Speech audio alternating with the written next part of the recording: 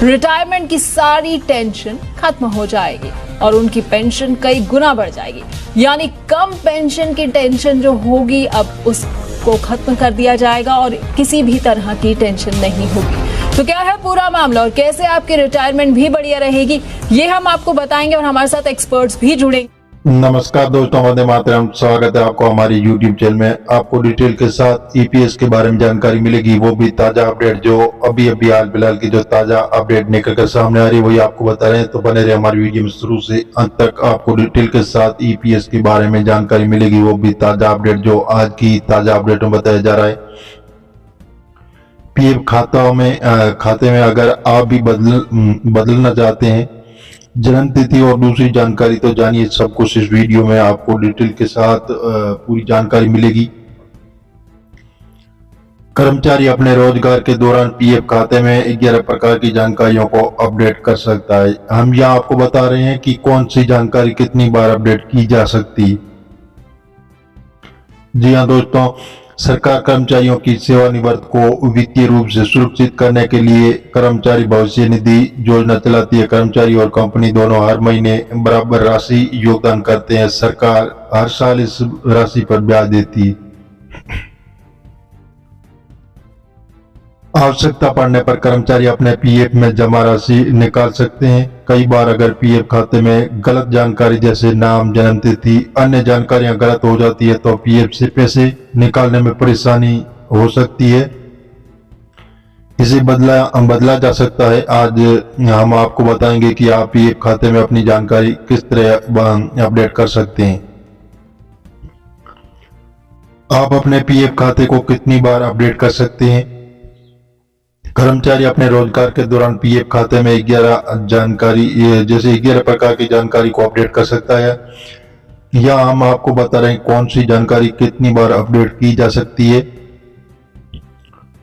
PF खाते की जानकारी में अपडेट के लिए जारी नवीनतम एसओपी के अनुसार कर्मचारी एकल या संयुक्त घोषणा के लिए एक दिन में 5 बदलाव कर सकता है। यदि 5 से अधिक परिवर्तन किए जाते हैं तो इसका निरीक्षण ओआईसी द्वारा किया जाता है। मात्र स्थिति को छोड़कर सभी जानकारी को केवल एक बार अद्यतन किया जा सकता है। ऐसे में इसे ध्यान से भरें। ईपीएफ खाते में कैसे करें बदलाव। स्टेप जैसे यूएन पासवर्ड का उपयोग करके अपने ईपीएफ खाते में लॉगिन करें। और स्टेप 2 मैनेज ऑप्शन में जमा होगा और वैलिडिटी जैसे डिटेल पर क्लिक करना, बेसिक पर क्लिक करना होगा। अब आप जो जानकारी अपडेट करना चाहते हैं वो अपडेट करें। ध्यान रखें कि जो भी जानकारी अपडेट कर रहे हैं उसे आधार के साथ सत्यापित किया जाएगा। उसके बाद आपने दस्तावेज अपलोड करने होंगे। इसी प्रकार आप अपनी कोई भी जानकारी जैसे अपडेट कर सकते हैं।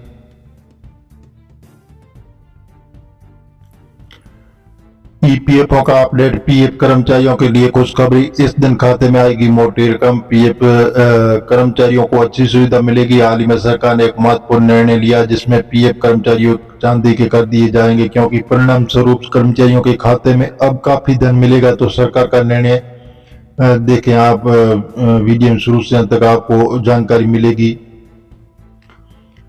जो भाई बहन से बड़े उत्साह से बना रहे हैं कि जो अपने पीएफ कर्मचारियों के लिए बहुत महत्वपूर्ण हो सकते हैं, क्योंकि सरकार एक महत्वपूर्ण निर्णय ले सकती है। मोदी सरकार की तरफ से पीएफ खाते में होल्डर्स ब्याज की सौगात दी जा सकती है। सरकार ने वित्तीय वर्ष के लिए 8.15% ब्याज देने का ऐलान किया, जो पिछले काफी अधिक था। अब चर्चा ब्याज की जल्दी खाते में डाला जाएगा। ऐसा होना पीएफ कर्मचारियों के लिए एक बड़ी राहत होगी। सरकार अभी ब्याज की राशि को ट्रांसफर करने की तारीख घोषित नहीं की है, लेकिन मीडिया ने इसे जल्द होने का दावा किया है। दूसरी ओर आपके खाते में ब्याज कितना पैसा ट्रांसफर होगा, कैलकुलेशन समझने के लिए बने रहे वीडियो में। आपको शुरू से अंत तक डिटेल के साथ इसकी जानकारी मिलेगी। आपको अकाउंट में इतनी रकम से पीएफ कर्मचारियों के खाते में ब्याज के तौर पर कितनी रकम मिलेगी या जानने के लिए बहुत कुछ नहीं करना होगा। इसके लिए आपको आसानी से हमारा कैलकुलेशन समझना होगा। 8.15% ब्याज के हिसाब से आपके पीएफ अकाउंट में 5 लाख रुपए जमा होगी। अगर अकाउंट में 6 लाख रुपए जमा है तो ब्याज के तौर पर लगभग 50,000 रुपये। और इतना ही नहीं, अगर आपके पीएफ खाते में जैसे 7 लाख रुपए जमे हैं तो 58,000 रुपये मिलने की संभावना है। ब्याज की रकम चेक करने के लिए कहीं जाके धक्का करने की जरूरत नहीं है, आप अपने घर बैठे चेक कर सकते हैं। लेकिन इसके लिए आपको आधिकारिक साइट पर जाना होगा और आप उमंग ऐप के माध्यम से भी पैसा चेक कर सकते हैं।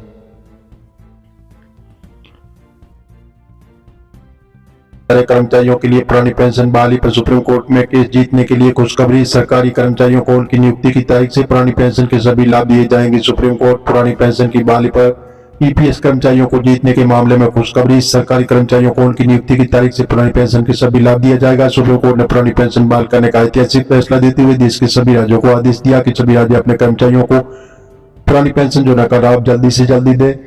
इस फैसले से सभी कर्मचारियों के चेहरे पर एक बार फिर खुशी की लहर दौड़ गई है। सुप्रीम कोर्ट के ऐतिहासिक फैसले के बाद देश के सभी राज्यों को सरकारी कर्मचारियों को नियुक्ति की तारीख से पुरानी पेंशन योजना का लाभ मिलेगा और पेंशन का लाभ मिलेगा। साथ ही सभी प्रकार की सुविधा भी सरकार देगी। पुरानी पेंशन बहाली के मामले में ईपीएस कर्मचारियों को भी बड़ी जीत मिली गई। इस प्रकार कर्मचारियों को पुरानी पेंशन के पक्ष में फैसला सुनाया। कर्मचारी की नियुक्ति की तिथि से पुरानी पेंशन के सभी लाभ दिया जाएगा। निकल कर सामने आई है कि ईपीएस पेंशन पर गुड न्यूज आ रही है कर्मचारियों के लिए कि ईपीएस पेंशन पर एक आदेश भी जारी ईपीएफओ ने कर दिया है, जिसमें बताया जा रहा है कि कर्मचारी संगठनों के ग्राहकों के लिए बहुत अच्छी खुशखबरी आ रही है। कोर्ट के फैसले से कर्मचारियों की कर्मचारी पेंशन जो है वो 8,500 रुपये बढ़ोतरी हो सकती है। तो जानिए सुप्रीम कोर्ट के इस फैसले से इन ईपीएफओ केंद्रीय कर्मचारियों की सैलरी में कितनी बढ़ोतरी होगी। और कर्मचारी भविष्य निधि संगठन ने क्षेत्र के काम करने वाले लाखों कर्मचारियों का मूल वेतन 15,000 रुपये की सीमा तय की और इसी के आधार पर कर्मचारी पेंशन योजना की गणना की जाती है। कोर्ट के इस फैसले से ये सीमा हटा दी जाएगी और पेंशन की गणना 15,000 की जगह 20,000 रुपये पर होगी। अगर ऐसा होगा तो आपकी ईपीएफओ की जो कर्मचारी मासिक पेंशन है वो 8,500 रुपये बढ़ोतरी हो सकती है। अगर ये कर्मचारी पेंशन जो है ना पेंशन गणना 50,000 रुपये पर कराना चाहता है तो 50,000 रुपये वो नहीं करवा सकता है, क्योंकि ईपीएफओ ने समय सीमा है और सीमा से ये हटेगी तो आपकी पेंशन बढ़ सकती है। अगर सुप्रीम कोर्ट में वेतन सीमा हटा देता है तो कर्मचारी भविष्य निधि की गणना है वो उच्चतम स्तर पर की जाएगी और ईपीएफओ की जो मूल वेतन 15,000 से अधिक है तो पीएफ का पैसा भी और इसी प्रकार उच्चतम स्तर पर काटा जाएगा। इसी से सुप्रीम कोर्ट में कई गुना ज्यादा पेंशन योजना का लाभ मिल सकेगा। जिसमें शुरू से अंत तक आपको डिटेल के साथ इसकी जानकारी मिलेगी कि ईपीएस 95 पर बहुत बड़ी खुशखबरी आ रही है। आज अभी भी जो पेंशनों की मौज होने वाली है, क्योंकि ईपीएस 95 के पेंशन धारक है उनके लिए सरकार ने बहुत बड़ा ऐलान भी कर दिया है कि ईपीएफ पेंशन भोगी है उसकी न्यूनतम पेंशन 1,000 है, उसे बढ़ाकर 9,000 रुपये किया जाएगा। महीने के साथ में उसको महंगाई भत्ता भी दिया जाएगा। जो पेंशन की सुप्रीम कोर्ट के आदेश अनुसार उसको हायर पेंशन का लाभ मिल सकता है और सरकार ने उसको बताया कि उसको हायर पेंशन का भी लाभ दिया जाएगा।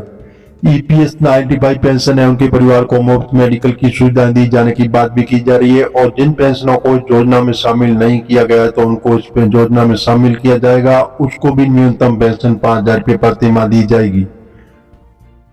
हम इंटरनेट से जुड़ी खबर आपको बता रहे हैं, सरकार से ऐसी घोषणा नहीं हुई है। आप ऑफिशियल वेबसाइट पर जाकर जानकारी ले सकते हैं। इस वीडियो में इतना ही और मिलेंगे नई वीडियो के साथ। नए और पहली बार तो चैनल को सब्सक्राइब कर लीजिए ताकि इसी प्रकार की नई जानकारी रोजाना आपको मिलती रहेगी।